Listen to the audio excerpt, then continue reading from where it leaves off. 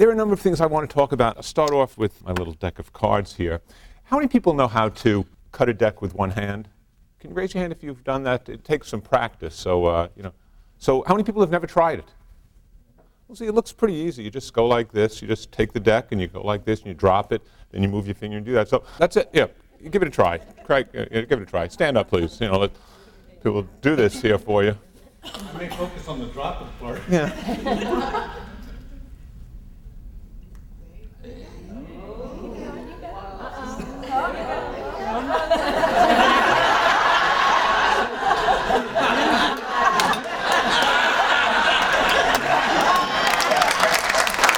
Very good. So the thing is, it looks so easy. And one of the reasons why I do this is because I'm trying to help my students understand, yeah, it really looks easy when I do those physics problems. It really looks easy when I do all this science. But it's not that easy. And they have to do it. And the whole idea is that science is not a spectator sport. Science is not a noun, it's a verb. There's a process of science. And if you want people to understand science, they have to do science. And it's just like this. You can watch me do this all afternoon, and you will not be able to do it until you get a deck of cards in your hand and start practicing that. So that's, first of all, one of the things I just wanted to mention, how important the experience is of doing science. There's another aspect about the importance of labs and the importance of doing. And that's, that's the idea of the common experience. Often in class, when we're talking to our students, we pretend that we've all had the same experience. And so we say to students certain things, and we know it's not true. So here's the example which, really arrested me. About 7 years ago in the New York Times, there was an article which showed a survey of the top 10 television programs of African Americans and the top 10 programs of white Americans. So black Americans, white Americans, here's the TV they're watching. There were only two programs which were on both lists. One was Monday Night Football, the other I think was CSI. I looked at that list and became physically nauseous. Because all of a sudden I realized, oh, that means every time I've used a television reference in class, I've been disenfranchising every child who wasn't like me. Because I'm talking about Seinfeld and they're watching Bernie Mac. And I'm never using Bernie Mac references because I don't even know what that program is. And I said, this is not good. And it happens all the time. It happens in our textbooks where it says, like the waves at the beach. Every earth science book, every physics book says someplace, like the waves at the beach when they introduce waves. Half the kids in Boston have never been to the beach. They live 3 miles away. I have no idea what the kids in Nebraska are thinking when they read, like the waves at the beach.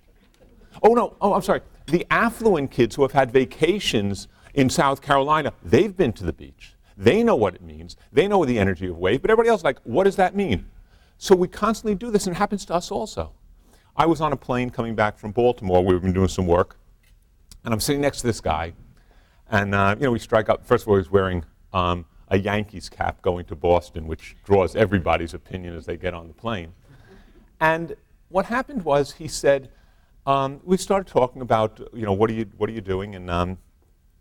And he told me he manages some music group or whatever, and we're talking about this. And I said, well, you manage a music group. You can help us in Baltimore. I'm trying to get these kids to do something. We have half the kids are dropping out of high school. He said, they don't listen to me. I said, well, wait, they listen to you more than they listen to me. And he said, nah, but we talk tonight, and we're trying to solve the problems of Baltimore City on the plane ride from Baltimore to Boston. As the plane gets close to landing, I say, oh, by the way, how's your music group doing? He said, oh, we're doing pretty well. We just came back from Europe. I said, Europe? Wow. He said, yeah, we played, big things. We're playing in Boston. I said, oh, really? I said, what's the name of your group? And he said, Wu-Tang Clan. And I said, Wu-Tang Clan. Let me write that down to see if my kids know that. How do you spell Wu-Tang Clan? And he tells me W-U-T-A-N-G. And I said, and then he tells me his name. He said, here's my cell phone number. If we can figure out anything with Boston, here's my cell phone number. You can call me. Here's my business office. They'll always be able to get to. I said, great. So then I do my culture check when I get off the plane, and I call my 25-year-old son, and I say, no, I was sitting next to this guy, and he has a group called Wu-Tang Clan. Have you ever heard of them? And he said, Dad, they're the biggest band in the world. And I said, really? He said, yeah, let me put it in words you understand. They're the Rolling Stones. And I said, oh. At which point I called my other son, because now I had a story, and he said, you asked him to spell it? That's like, how do you spell Beatles? Is that B-E-A-T-L-E-S? We have such different experiences. So how do we do this? Labs is one way to give a common experience. If we have labs in the classroom, it's like, no, let's all talk about this experience. We've all had it, let's talk about that, and then we can learn some science, rather than assuming that people all have the same experience, because we don't. So, if you look at my playing cards here, they have names on them. Leonard, Scott, Jen. Oh, you know why? These are my cards I use in class. When I want to call on people, I use these cards. I ask a question, and then I flip over the card, and then I call the person. Why? Why do I use playing cards? Why don't I just call on me? Why do I use playing cards? Come on, somebody must know. So we subconsciously call on people for reasons that we're not really aware of. We make unconscious decisions about who we can call on. We make unconscious decisions about who we're going to call. And that's basically it. I don't trust myself. I don't trust myself to be unbiased because I've read too much literature which says you're going to be biased. I said, not me.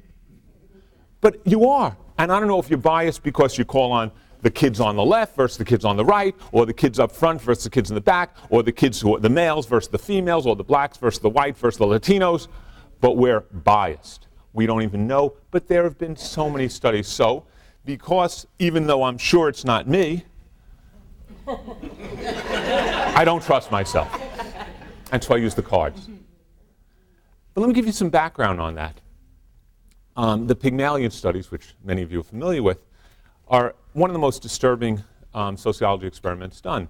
What they told teachers was that these students in your class are gifted and talented, and these students are remedial. They did it at random. The kids were just kids. But they identified the kids in a certain way. And they watched the grades of the kids. And all the ones who were mentioned to the teacher as being gifted were doing well, and all the ones who were mentioned as being remedial were doing poorly. And they said, wow, that's really surprising. I know what we should do. Let's try to watch what's going on in the class to see how does this happen? Because it's random and it shouldn't happen. Well, what would happen is when a student who was marked as gifted and talented, even though they weren't particularly different, was not doing as well, the teacher would come over and say, you really have to work harder. I know you can do this. I won't give up on you. Come on, let's get the work done. And the person would do harder. But that's the one we expect. What was more frightening was when the remedial child would start doing well because they were chosen at random. When the remedial child started doing well, the teacher would say, you don't have to work so hard. I know it's a strain on you. Take it a little easier. Yeah. Not because they're mean-spirited. It's good intentions. We have studies of middle school principals who take children who have identical math scores and put one in the honors math and one in the regular math. How did you make that choice? Oh, well, I know this kid will get support at home because his parents will help him with school, and this one probably won't, so I don't want to put him in a situation where he might not succeed. It's a well-meaning, intentioned person, but look how they're doing it, because they come with bias, and bias really does control us. So what do? Well, what the Philharmonic did was, orchestras used to be all male. Because women aren't that good at playing musical instruments. And what somebody came up with this great idea, why don't we have the auditions, because it should be on the playing ability, why don't we have the auditions behind a curtain? And they set up a curtain, and people would audition behind a curtain. And the judges would all be out there not being able to see. And all of a sudden, women started getting the jobs. In fact, there were women who the people knew, and they said, I didn't know you could play that well. So even when they were playing that well, people didn't hear it as that well because of the bias. And now when you go, you see there are one or two women in every orchestra.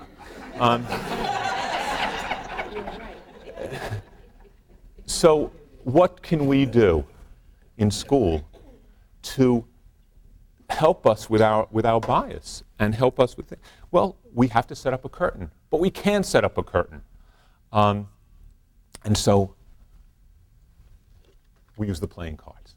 So let me tell you what happens, though, when you use the cards, because it's also an interesting idea, an interesting experiment to do. When you start using the cards, first of all, the class dynamic changes.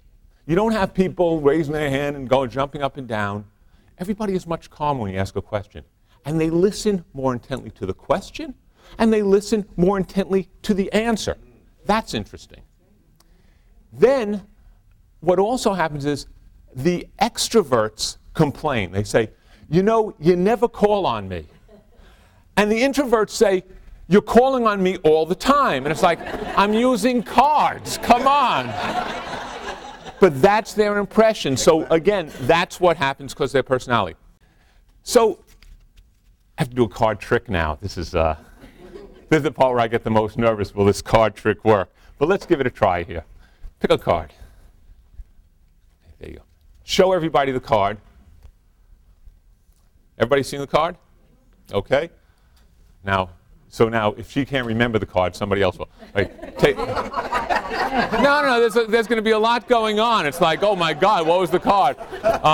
Here, take the card. No, take the card. Put it in the deck. Put it in the deck. Give it to Joyce to mix up the cards a little bit. You don't have to cut it with one hand. Just mix them up. Okay, so I'll take them back now.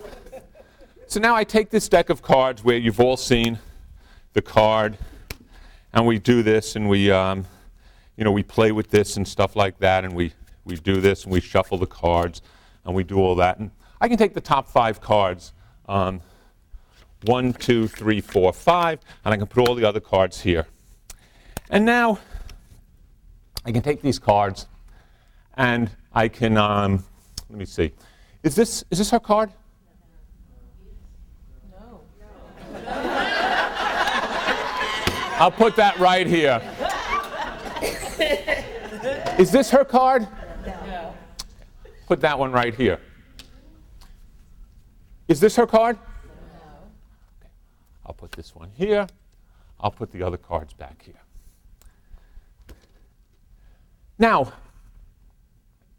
there's kind of a little suspense. What's going to happen? The kind of suspense we want to have in our science classrooms that we don't often have. Why? Why do you care? What's going on here? What makes this so interesting? It's possibly a discrepant. You don't know. It might not be a discrepant event at all. He had no idea about card. You want to know if it works, if I can do it. Somehow, we all like card games. You don't know how they're going to turn out. That's how science is supposed to be. You're not supposed to know. The scientists don't know how it's going to turn out.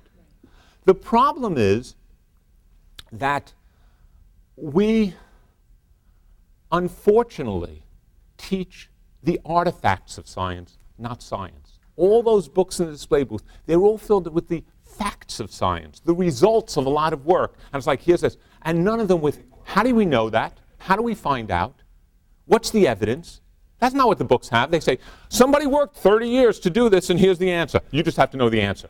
It's like, no, it's the 30 years, which is like, why did anybody? I remember the Millikan oil drop experiment when I told the kids how, in a microscope, 48 hours, he's looking at this little dot going up and down. And they said, did he get paid a lot for that? So how do we produce the mystery? How do we do that? How do we get it to be relevant to their lives. Because this is somehow, even though the cards aren't relevant, there's a relevance there, there's a fascination, we want to know about it. How do we do that in our science classes? And there are lots of different techniques. There's ways of bringing artwork in, because some kids like artwork. There's bringing poetry in, because some kids like poetry. And there's also problem-based learning, project-based learning, which we do a lot of in active physics and active chemistry, where we try to frame all the instruction in terms of a project kids have to do that they should care about. And we find projects that kids care about, but don't forget, we have diverse populations. So to get kids to care about something within a diverse population, so we have one which is like create a sports voice overdub. You're going to be an Olympic commentator. Make a voice overdub explaining the physics of the sports that you're going to be seeing. That's great for some kids. But for other kids, it's like, no.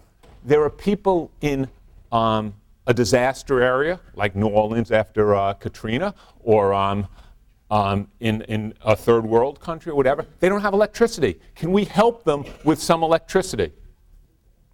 And that helps other people, that feeling of help. Then there's, let's make a light and sound show to entertain your friends. Is another way of doing it. So we create these environments, or make a periodic table game in active chemistry, or do a cooking show like Emerald, but explain the chemistry of the cooking. And the kids learn the science because they have a job to do. And they learn the science by doing an experiment first, then activity before concept, then they get the concept, then they have to transfer that knowledge to a new domain and solve the problem. And each group solves it in a creative way. And that's it. So let me just, I forget which was the first card I put down was. So that's not your card? Come up, just pick up that card. I just have to see this.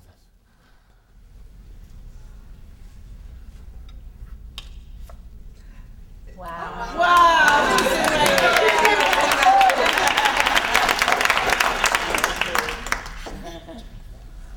How you do that? Tomorrow I'll tell you how it's done. That's the way we should be looking at science, because that's the way scientists do it. It's like, oh my goodness, how did that happen? Does nature do that There's a wonderful cartoon about this guy goes, it's a cartoon figure, pulls this lever and this lightning bolt strikes him, and fried. And then it branches down and says, regular person. And then you see the same lever and it says, don't pull that lever. Then it's like, scientist. I wonder if that happens every time you pull the lever. So how do we create this, and how do we make science relevant to them? How do we create motivations and recognize that all of our students have different motivations, because to reach 30 kids, you have to have 30 different motivational tools, because every child is different. The other aspect of this is, when I read about multicultural science education, or the books tell me, oh, you have to bring the culture of the kids into the classroom. And I say, really? I'm going to do that? I go to Los Angeles, there are 45 kids in a class with 23 languages. How can a teacher bring in 23 different cultures? It's impossible. What am I going to do? So I have a new kid in my class from Nicaragua. I'm going to read a book on Nicaragua that night, and the next day I'm going to come in and say, I read a book on your country, I know all about Nicaragua. It's insulting. It's insulting to think you understand the culture because you've read a book.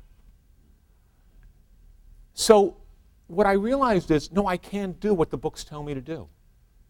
So I turn it around, and I say, no, we have a lot of wonderful diversity in this room, in my classroom.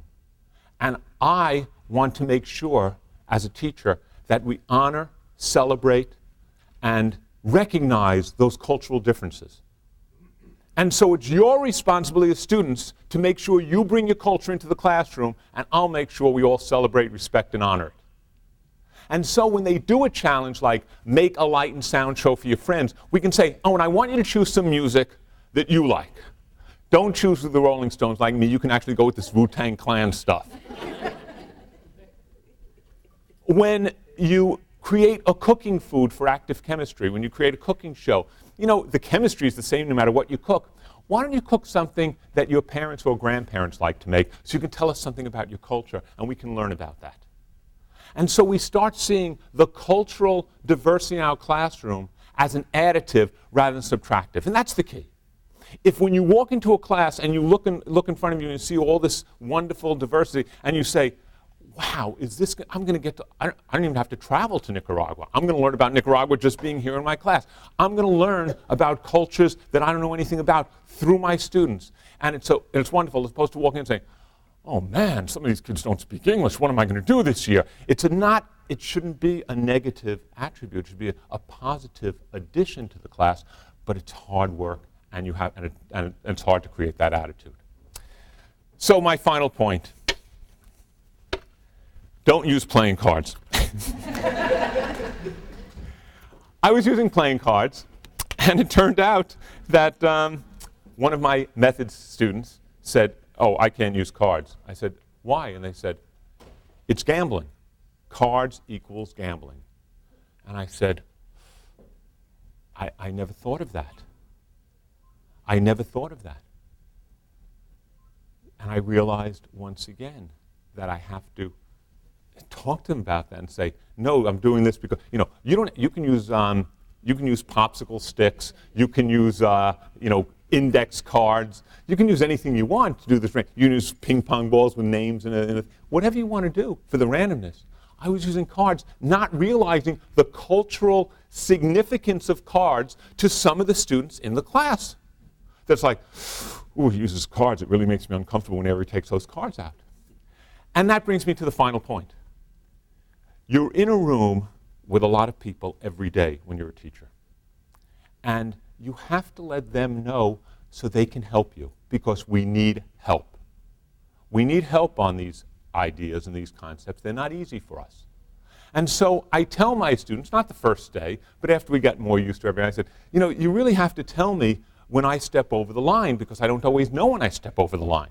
So you have to tell me, in fact, if I say something which is inappropriate.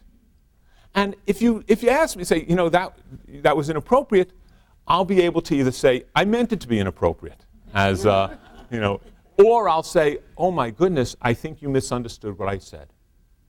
And so, in fact, it's happened in my class, where all of a sudden I say something to one student, and then somebody else says, well, that was harsh. And I said, what was harsh? And they tell me, I say, whoa, okay, let's back up a little bit. Here's what I meant when I said that. How did you think I said it? And they tell me, I said, no, that never even crossed my mind. And so instead of them walking away thinking that I was being mean-spirited or whatever, at least we clear it up and understand that it's hard to communicate. The other thing is that there are certain ways you can deal with some people that you can't deal with other people. So the use of sarcasm.